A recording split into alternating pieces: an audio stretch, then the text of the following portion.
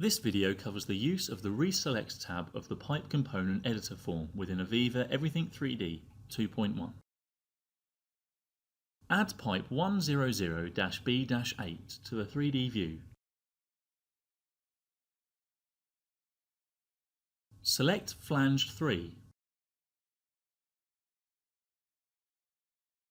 On the Piping tab, click the Modify Components button to display the Piping Component Editor form. Click the Reselect tab on the form. The form will display the details for the current component, in this case a weld neck flange. Select the flange with the S-type of FSO from the list to change flange 3 to a slip-on flange.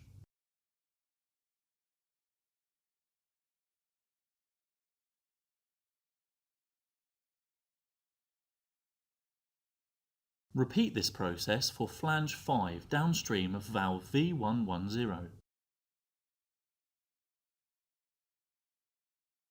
Perform a save work.